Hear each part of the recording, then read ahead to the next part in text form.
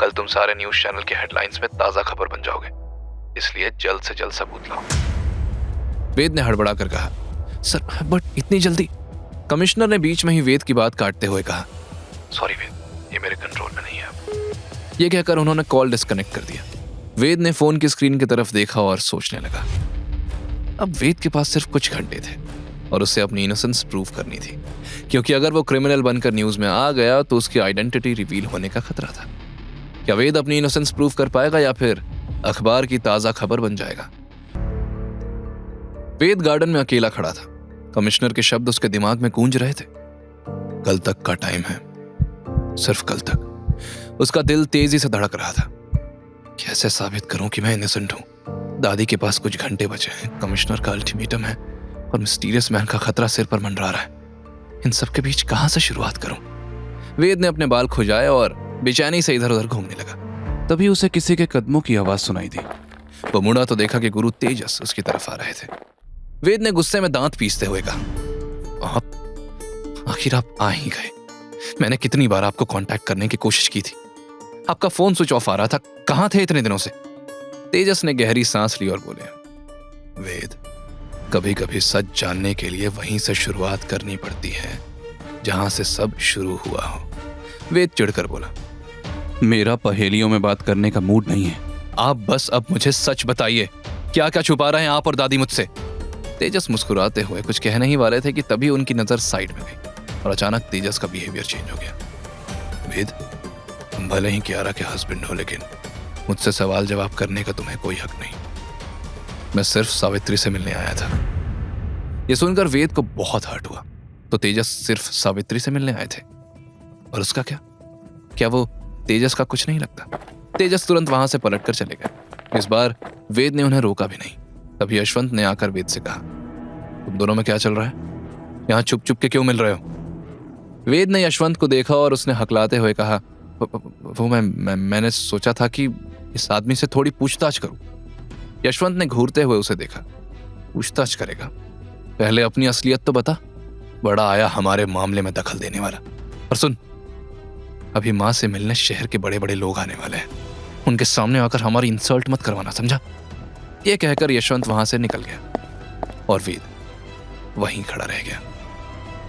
क्या हो रहा है यहाँ? गुरु तेजस सबके सामने रिवील नहीं करना चाहते कि हम एक दूसरे को जानते हैं, इसलिए वो ऐसे रिएक्ट कर गए। लेकिन इसके पीछे कोई तो रीजन होगा। वहीं लगभग 1 घंटे बाद रायजादा विला के मेन गेट के सामने एक्सपेंसिव कार्स की कतार लग गई थी। कुछ कार्स पर गवर्नमेंट टैग भी लगे हुए थे। हॉल में यशवंत, राघव, विशाल, ममता, वाणी और बाकी सभी एक्साइटेड होकर प्रिपरेशन कर रहे थे। वाणी ने खुशी से कहा, अरे वाह, इतने बड़े बड़े लोग आ रहे हैं। एमएलए साहब, आर्मी के कर्नल साहब और तो और 4 पॉलिटिशियन भी आ रहे हैं। राघव प्राउड टोन में बोला, यही तो है हमारी फैमिली की पहचान। यही होता है जब आपके कनेक्शन स्ट्रांग होते हैं। तब विशाल ने हंसते हुए कहा, पापा, ये सब देखकर तो उस डिलीवरी बॉय और उस भिखारी तेजस को उनकी औकात पता चल जाएगी। उन्हें भी पता चलेगा कि रियल क्लास किसे कहते हैं। तभी मेन डोर पर हैवी फुटस्टेप्स की आवाज आई। यशवंत तुरंत दरवाजे की तरफ भागा और एक्साइटेड होकर सबका स्वागत करने लगा। आइए सर, आइए, वेलकम टू आवर होम। पहले एमएलए कमल कुकरेजा अंदर आए। उनके साथ साथ आर्मी के कर्नल सूरज राणावत, पॉलिटिशियन सुरेश अग्रवाल और हॉस्पिटल के डीन एंड रिसेंटली अपॉइंटेड स्वास्थ्य मंत्री महेश कुमार और भी बड़े बड़े लोग अंदर आए। सभी फैमिली मेंबर्स ने झुककर हाथ जोड़कर उन्हें ग्रीट किया और उन्हें बैठने के लिए कहा। तब एमएलए साहब ने फॉर्मल टोन में कहा, यशवंत जी, सावित्री जी की सेहत के बारे में सुनकर हम सब काफी चिंतित थे। कर्नल राणावत बोले, सावित्री जी हम सब के लिए बहुत रिस्पेक्टेबल पर्सन है। उनकी सेहत का सुनकर दुख हुआ। वैसे यशवंत जी, आप कह रहे थे कि घर में कुछ लोग हैं जिनके बारे में कोई इन्फॉर्मेशन नहीं है। कौन है वो लोग? तभी यशवंत ने जवाब में कहा, सर, 2 लोगों ने मेरी माँ के भोलेपन का फायदा उठाया है और इस घर में आ गए हैं। एक डिलीवरी बॉय था और दूसरा तो देखने से भी भिखारी लगता है। हमने डिलीवरी वाले को माँ को नुकसान पहुंचाने के लिए जेल भी भिजवाया था, लेकिन वो छूट कर आ गया। ये सुनकर कर्नल राणावत ने सख्त वॉइस में कहा, यह तो बहुत सीरियस मैटर है। आजकल ऐसे फ्रॉडस्टर्स बूढ़े लोगों को ही टारगेट करते हैं। बुलाओ उन दोनों फ्रॉड्स को, मैं खुद उन्हें पुलिस के हवाले करूंगा, फिर उन्हें जेल से कोई नहीं छुड़ा पाएगा। तभी अचानक तेजस सावित्री के कमरे से बाहर आए। तेजस को देखकर यशवंत तुरंत चिल्लाया, सर यही है वो आदमी जिसके बारे में मैं बात कर रहा था। एमएलए साहब ने इरिटेटेड टोन में कहा, इस फ्रॉड को इमीडिएटली। लेकिन जैसे ही एमएलए साहब की नजर तेजस पर पड़ी, वो अपनी बात कहते कहते रुक गए। उनके चेहरे के एक्सप्रेशंस बदल गए। तेजस जी? एमएलए साहब की आवाज में शॉक और रिस्पेक्ट दोनों थे। कर्नल राणावत ने भी तेजस को देखा और तुरंत सैल्यूट की पोजीशन में आ गए। सर आप यहाँ? सुरेश अग्रवाल और महेश गुप्ता भी उन्हें देखकर शॉक्ड थे। सुरेश अग्रवाल ने रेस्पेक्टफुली कहा, तेजस सर, हमें नहीं पता था कि आप यहाँ हैं। सभी वीआईपीज ने आगे बढ़कर तेजस के पैर छूने की कोशिश की, लेकिन तेजस ने हाथ उठाकर रोक दिया।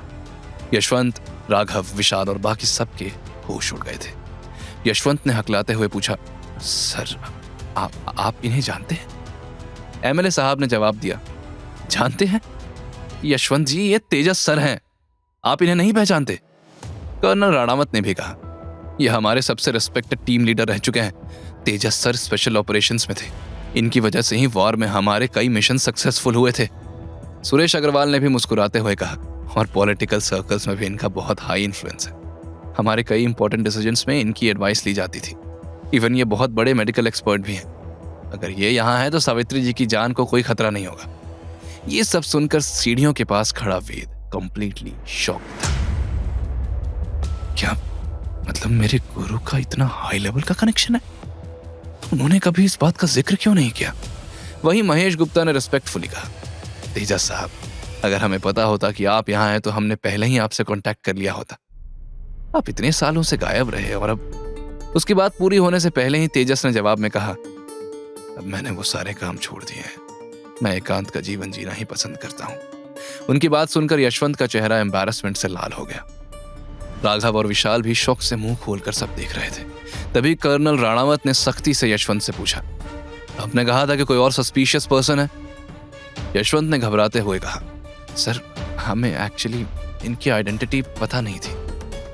आइडेंटिटी पता नहीं थी? सुरेश अग्रवाल ने शॉक टोन में पूछा। यशवंत जी, तेजस साहब का पूरा पॉलिटिकल और मिलिट्री एस्टैब्लिशमेंट जानता है। तभी तेजस ने बीच में टोकते हुए कहा, कोई बात नहीं, लेकिन अभी मैं चाहूंगा कि सावित्री को आराम मिले। उनकी तबीयत थोड़ी सीरियस है। अच्छा रहेगा अगर आप लोग उनकी शांति डिस्टर्ब ना करें। यह सुनकर एमएलए साहब ने कहा, हम बिल्कुल तेजस साहब, हम भी सिर्फ उनका हाल जानने आए थे। अब आप यहाँ हैं तो फिक्र की कोई बात नहीं, लेकिन आप प्लीज हमें कांटेक्ट जरूर करिएगा। सभी वीआईपीज तेजस को प्रणाम करके चले गए। वेद अभी भी शॉक में था।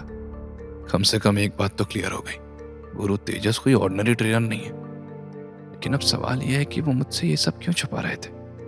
उन्होंने मेरी हेल्प क्यों नहीं की?